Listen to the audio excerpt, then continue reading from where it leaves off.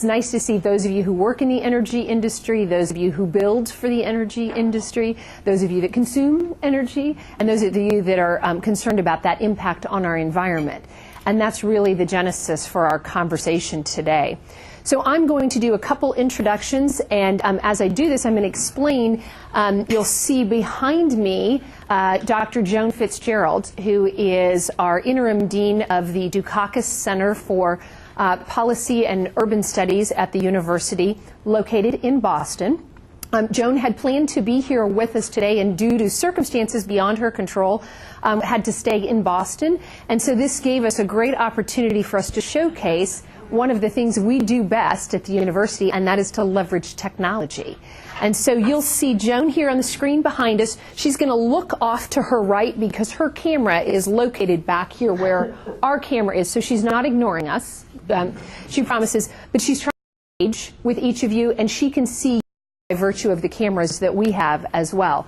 So she'll look off to the right to engage you in conversation, and then when she addresses us, you'll see her look straight on. I will not do bios. You've seen the bios on the back of here, but I do want to give Joan a big plug for her latest book that I think many of you have read or at least seen and heard of, Emerald Cities, Urban Sustainability and Economic Development. If you have not picked this up and read it, you really should. It's a great and Joan, we are thrilled to have you with us today. Thank you. Thank you. I'm glad I could be here, at least on camera. This is great. We're showing your technology. Michael Youth is the Council and Policy Director for the North Carolina Sustainable Energy Association, a great partner of ours in this program, and thanks to Mike Davis for your partnership in this as well. Providing the perspective not only from North Carolina, but how broad federal policy impacts this conversation as well. So, Michael, thank you for being here with us. And then you all know this gentleman over here, if not in person, but because his picture's in the Business Journal every week, and that's Eric Spanberg, who has served as our moderator for these programs. This is now our fifth in this series. And Eric, we thank you for your moderating, and I'll turn it over to you to take the conversation. Great, thanks. Well, welcome back to those who have been here. I have good news and bad news. So anyone who's sort of a generalist on this topic, just sort of learning about it, we share something in common. But if you're looking for the expert, my partner John Downey is over there, who covers energy and utilities for our paper. So he is the true expert and will correct me as I go wrong, which won't take long. So last month we were here talking about education, and this month we come back to talk about sustainable energy. And much like education, I think it's one that's not only a topic of a lot of debate, but also controversy, and it affects everyone, obviously, consumers, businesses, lawmakers. And so, you know, the idea here is today, whether you drive a Prius or an SUV, this is an issue that impacts all of us, and so we're going to try and discuss the truth, whether it's inconvenient or not. So, on that note, Michael, we're going to start with you. You know, there are a lot of changes underway here and across the state that will have a lot of influence on sustainable energy and related issues in the years ahead. And we'll start with, of course, the big merger with Duke and Progress, $30 billion merger. Can you just talk a little bit about what you see happening now that that is going through? Yes, first, thank you for having me. It's good to see all of you here. The merger was a big change. I think what I will do is talk about the merger in terms of practices, and then I want to make sure we highlight the fact that there's also bigger policy out there than the merger that will impact sustainable energy in North Carolina. So let me talk about the practices first. The merger, we had Progress and Duke, separate companies prior to the merger.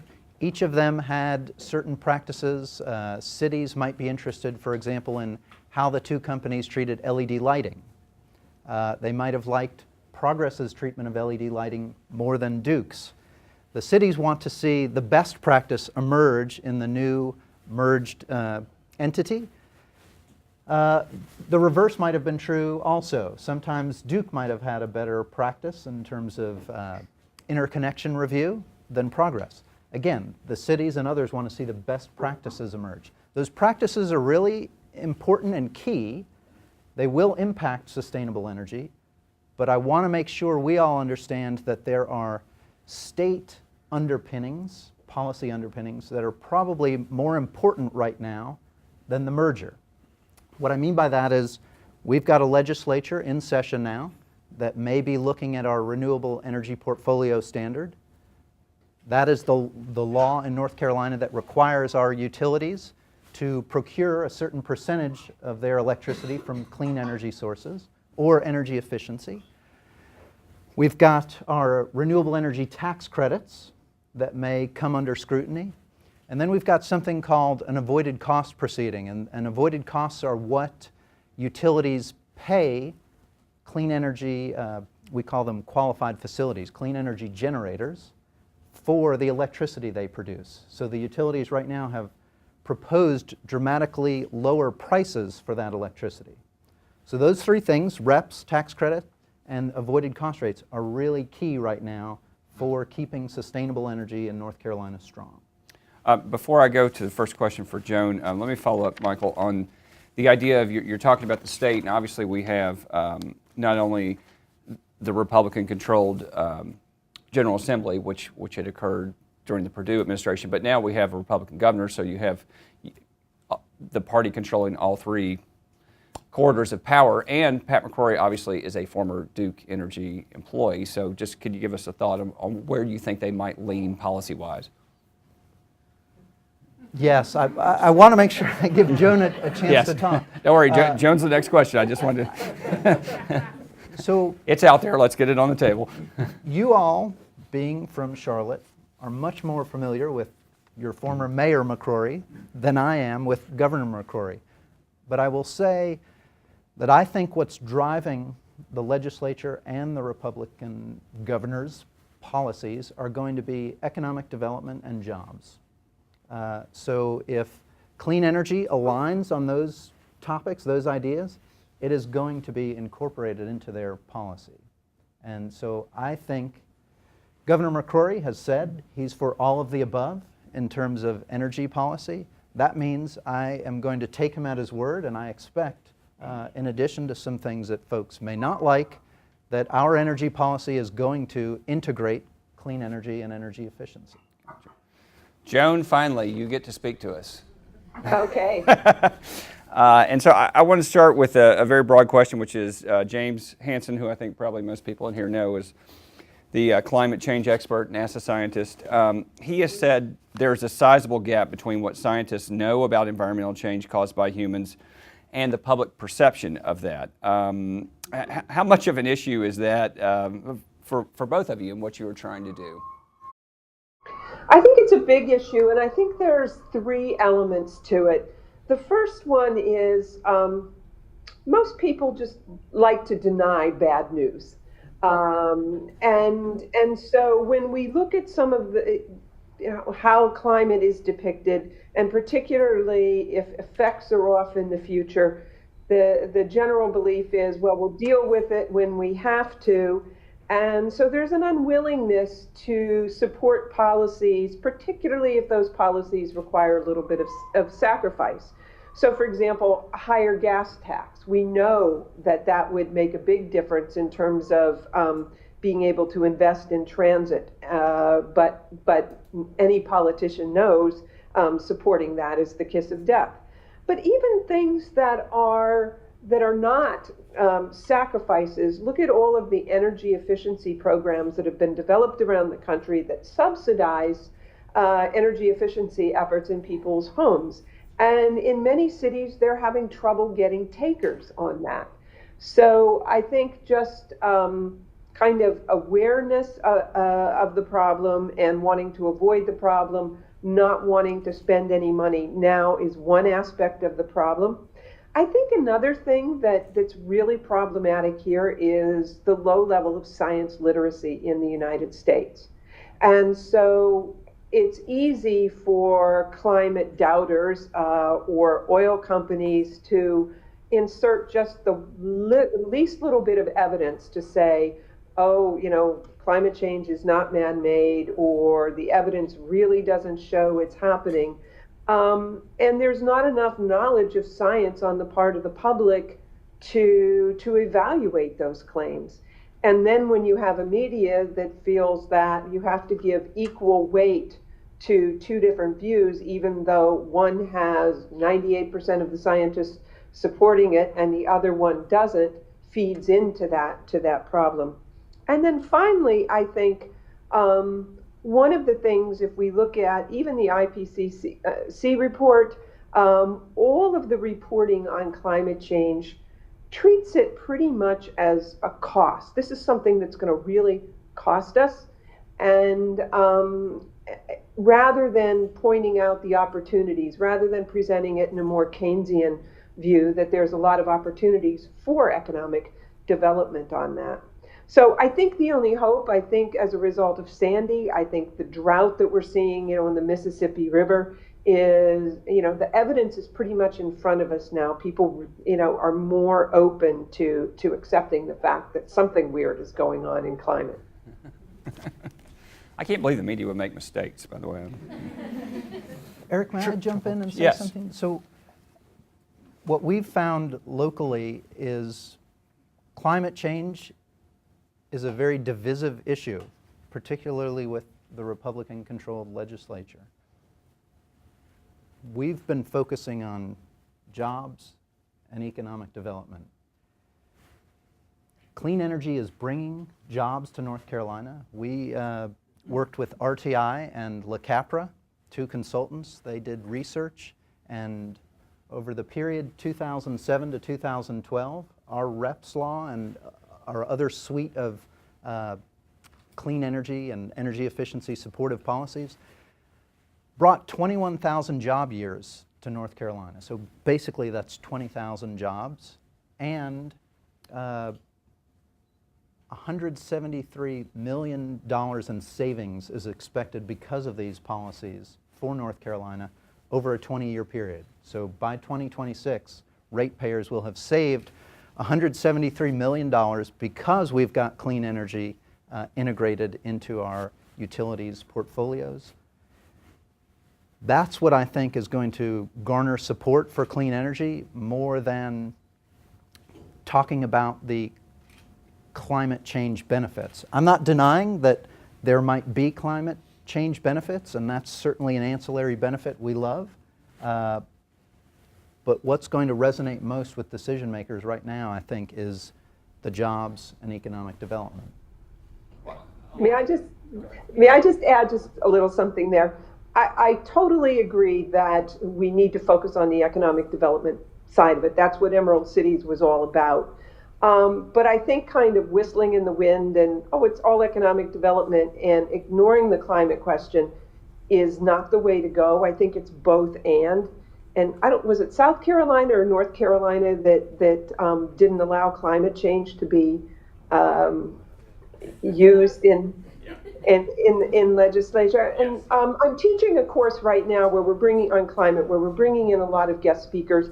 And we recently had retired Rear Admiral David Titley from the Navy, who's a PhD meteorologist and didn't really subscribe or was not a strong believer in climate change until he was put in charge of the Navy of investigating this. And of course the reason is all of their bases just happened to be at sea level, and they figured out that this was going to be a real problem.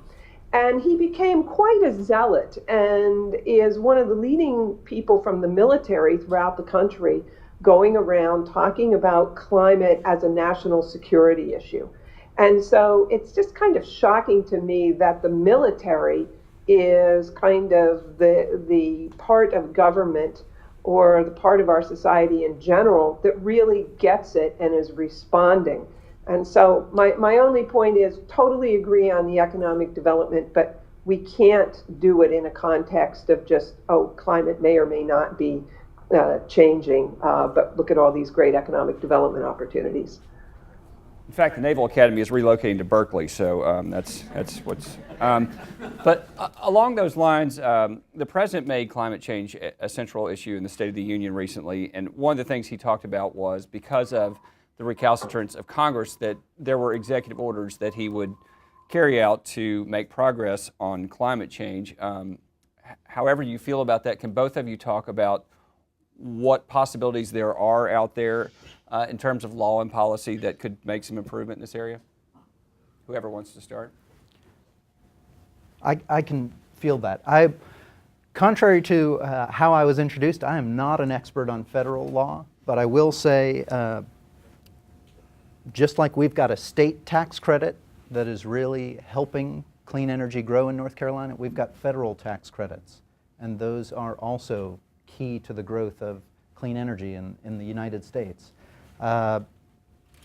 We saw how debate at the federal level on the wind tax credit basically shut down that industry for a while, and now we've got an extended tax credit for a year, but it's difficult for businesses to ramp up and ramp down. Businesses want certainty. So if we can keep those tax credits in place, at least for the near term, I think that will really help clean energy. And then in the electricity arena, we've got a very supportive Federal Energy Regulatory Commission, which is really pushing for the integration of clean energy across the country. So that's helpful. If we see changes in North Carolina that are not as supportive for clean energy, it's nice to have that federal backdrop for the next few years at least that is going to be very supportive. Joan, what do you think about that issue? I agree in terms of the production tax credits and the need to have those like they are throughout European countries and many others ongoing, instead of the industry not knowing whether they're going to be renewed. I think several other things would be best done at the federal level. Investment in infrastructure, huge smart grid investment. Part of the stimulus had that. Not enough. I think smart grid is going to be essential to what we want to do, whether it's renewable energy or energy efficiency, and we need to look at that. Also need investment in research on storage. Obviously, that is the problem with both solar and wind. But I think above and beyond, you mentioned regional or the state portfolio standards. Should we have a federal one? That was considered. I don't know politically whether that would happen. I think it's important. But I think the policy that goes above all of this is a carbon tax. I think the cap and trade system is too complicated, does not move to where we want to go. The idea of a carbon tax is it's very direct. You're taxing the thing that you want to reduce. How would we do it? I think it has to be a tax on consumption. And the reason is, if you look at Great Britain, pretty much all of their reduction in CO2 emissions is related to the fact that their manufacturing is gone.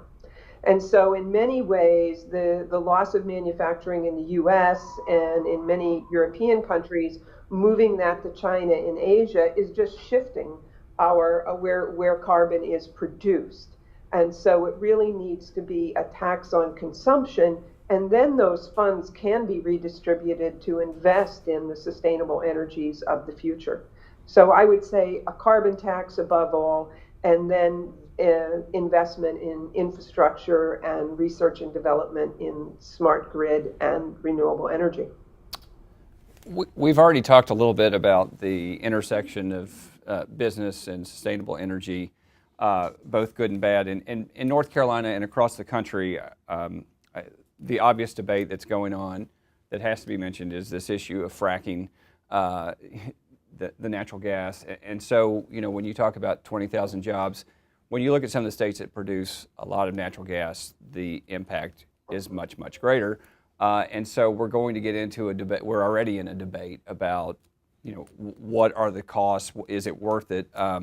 So I'd like to hear both of you from your respective vantage points talk about this idea of increased offshore drilling in states where it could happen, such as North Carolina, and also the idea of natural gas and fracking as a savior, but also a potential environmental problem. Well, I think we've got some real choices ahead of us. So given that about 48% of our electricity is produced by coal, Our question is, and that nuclear, well, you've got some developments, but that there doesn't seem to be a lot in the pipeline. Our choice really is toward is coal or natural gas in transition to renewables. So it's looking at which is the worst one, and fracking is not good, but I think the pathway is more natural gas on a pathway to renewables. But we have to do it better than we have now. I think there needs to be probably at the regional or state level very strong regulation, certainly much stronger than it has been with water and all the problems associated with it. But if you have to choose between coal and natural gas, I would choose natural gas.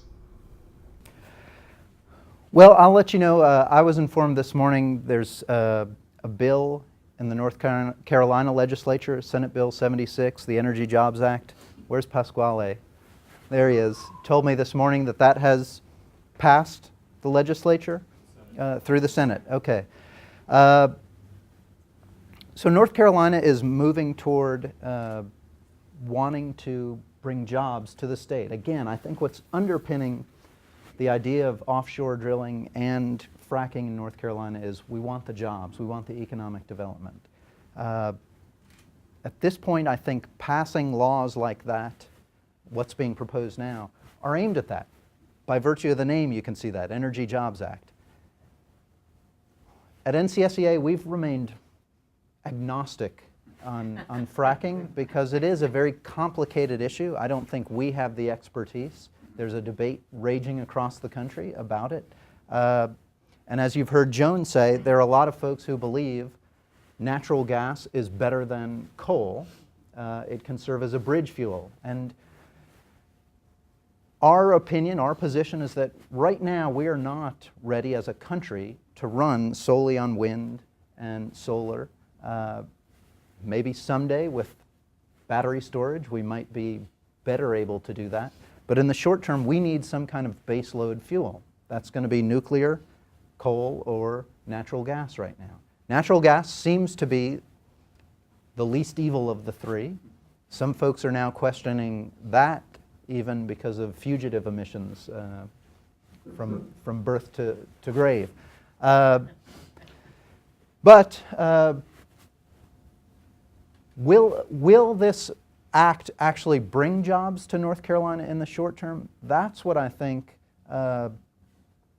we should be asking, and I think everything I've heard is that it will not, because we don't have the types of plays, they call these things, that investors are really going to want to get involved with in the near term, nor do we have the infrastructure to get the gas from the plays into the pipeline system. So I don't know that we're really worried about folks coming and drilling in the next year or two for that reason.